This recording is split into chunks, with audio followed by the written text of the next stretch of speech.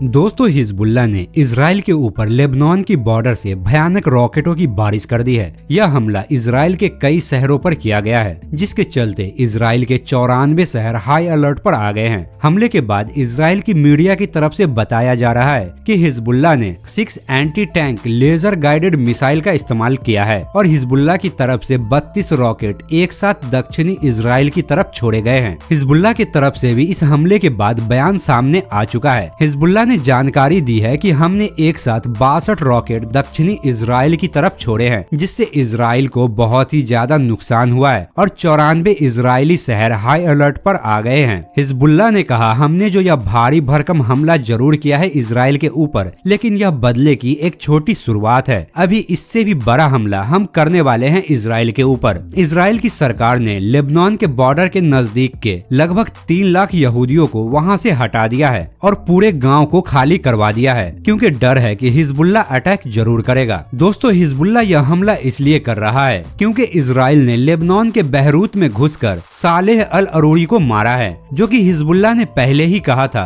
कि लेबनान से दूर रहना। लेबनान की धरती पर कोई भी हमला, किसी भी तरह का हमला हम बर्दाश्त नहीं करेंगे। और जब से इजराइल ने लेबनान की राजधानी बहरूत में सालेह अल अरूरी की हत्या की है, तब से ही हिजबुल्लाह ने बैक टू बैक इजराइल पर हमले करना शुरू कर दिया है। दोस्तों इजरायली मीडिया ने एक और बड़ी जानकारी दी है। हिजबुल्लाह ने जो यह रॉकेट से अटैक किया है, इसकी वजह से माउंट मरीन पर इजराइल के जो खुफिया मिलिट्री अड्डा है, उस पर हमला किया गया है। उस खुफिया अड्डे को भी बहुत ही ज्यादा नुकसान पहुंचाया हिजबुल्लाह ने। यह बात तो आप सभी को पता ही होगा कि हिजबुल्लाह हमास से भी बहुत बड़ा संगठन है। हिजबुल्लाह के फौज भी कई गुना ज्यादा है हमास से। हिजबुल्लाह के पास कई ज्यादा हथियार है हमास से। तो सोचिए आप कि हमास ने इजराइल को घुटने टेकने पर मजबूर कर दिया है, तो फिर हिजबुल्लाह क्या कर सकता है इजराइल का। हिजबुल्लाह के लीडर हसन नसरुल्लाह ने यह पहले ही कह दिया था कि यह जो हमला किया गया है लेबनान के ऊपर, इसका बदला जरूर लिया जाएगा, जिसकी शुरुआत अब हो चुकी है।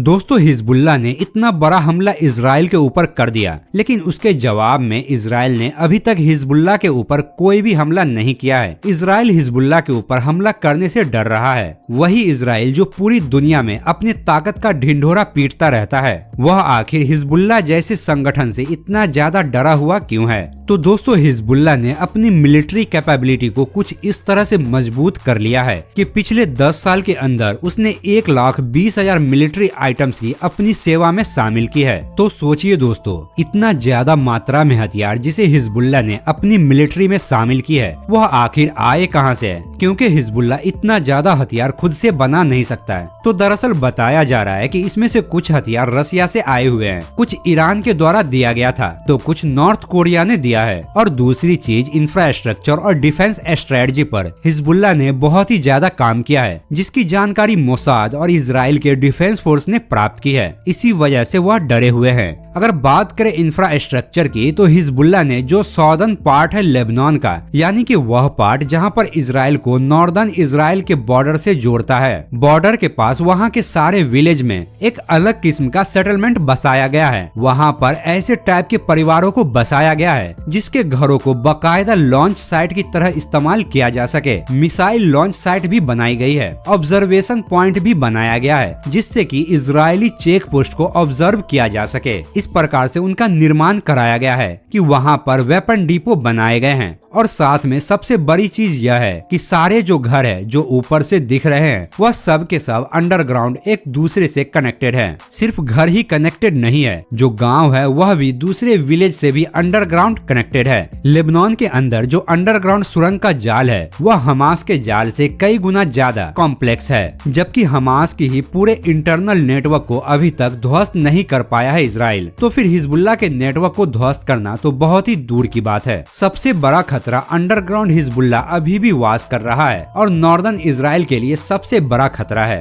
और टेक्नोलॉजी एडवांसमेंट के जहां तक बात आती है, वहां पर असिस्मेंट सबसे ज्यादा जो मिला है हिजबुल्लाह को, वह ईरान से, रूस से और नॉर्थ कोरिया से है दोस्तों, जिसके चलते इसके अंदर एबिलिटीज डेवलप हो गई है। इसने लड़ाके को ट्रेन किया है कि किस तरह से कम्युनिकेशन को डिस्टरप्ट किया जा सके। दोस्तों याद कीजिए 7 अक्टूबर का वो हमला जो हमास ने इजराइल के ऊपर किया था। उस वक्त स्ट्रेस कॉल और SOS कॉल नहीं कर पा रहे थे इजराइल इजरायली फौजी वो इसलिए नहीं कर पा रहे थे क्योंकि वह कम्युनिकेशन को डिस्टर्ब करने में कामयाब हो गया था। यह बेहद ही एक अलग टाइप का इलेक्ट्रॉनिकल वॉरफेयर है दोस्तों, जिस पर कम्युनिकेशन को डिस्टर्ब किया जा सकता है। और यह टेक्नोलॉजी जो कि नॉर्थ कोरिया, रूस और ईरान की तरफ से ही हिजबुल्लाह को दिया गया है। GPS टेक्नोलॉजी सिस्टम को भी खराब कर देना और साथ में सोफिस्टिकेटेड साइबर अटैक करना, यह सभी जो एडवांस चीजें हैं वह सब सिखाया गया हिजबुल्लाह को, जिसकी वजह से वह एक मॉडर्न आर्मी बन गई है। हिजबुल्लाह के पास एलीट मिलिट्री यूनिट है जिसका नाम है रदवान फोर्स। इसके पास स्पेशलाइजेशन है कि हवा के माध्यम से एयर में, समंदर में नेवी में और ग्राउंड ऑपरेशन में गोरिल्ला टेक्निक अपना सकती है। और साथ में कन्वेंशनल कॉम्बैट भी इन्हें आता है, जो कि इसे बहुत ही खतरनाक फोर्स बनाती है। आपको बता दे दोस्तों, पूरे मिडिल ईस्ट में या यूं कहे कि पूरी दुनिया में नॉन स्टेट आर्मी, यह किसी देश की आर्मी नहीं है, एक ऑर्गेनाइजेशन की आर्मी है हिजबुल्लाह। यह दुनिया की सबसे बड़ी नॉन स्टेट आर्मी में गिनी जाती है। तो इस प्रकार के फोर्स के पास एलीट फोर्स जरूर होता है, जिसे रदवान फोर्स कहते हैं। यह हिजबुल्लाह की सबसे बेहतरीन फोर्स मानी जाती है। हिजबुल्लाह के पास बताया जा रहा है कि अलग अलग प्रकार के खतरनाक आत्मघाती ड्रोन मौजूद है, जो उसने रूस से भी लिए हैं, जो कि ईरान भी उसे दिया है।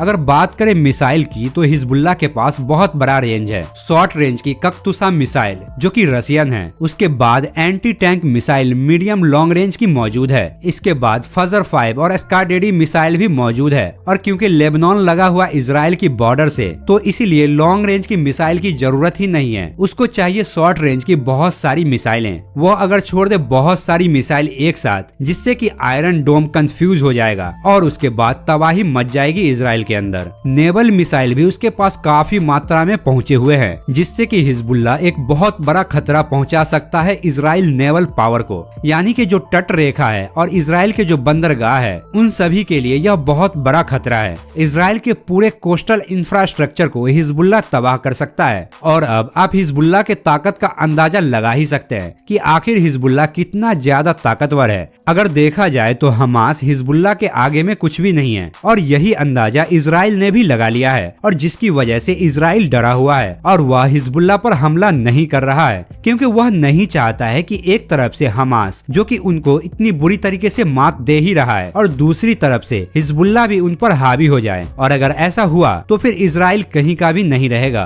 क्योंकि इजराइल का ऑलरेडी बहुत ही ज्यादा नुकसान हो रहा है इस जंग में। उसे हर दिन इस जंग में लगभग 1 बिलियन का खर्चा आ रहा है, जो कि वह अब अफोर्ड नहीं कर पा रहा है। तो इसलिए वह अब नहीं चाहेगा कि उसके और भी दुश्मन बढ़े, और इसी वजह से इजराइल अभी तक तो हिजबुल्लाह पर हमला नहीं किया है। तो दोस्तों, आज के वीडियो में बस इतना ही। किसको सपोर्ट कर रहे हैं, इजराइल या फिर फिलिस्तीन को, कमेंट में जरूर बताएं। और अगर वीडियो अच्छा लगा हो तो इस वीडियो को लाइक कर दें और मेरे चैनल को सब्सक्राइब जरूर कर दें। तो फिर मिलता है अगले वीडियो में, तब तक के लिए जय हिंद।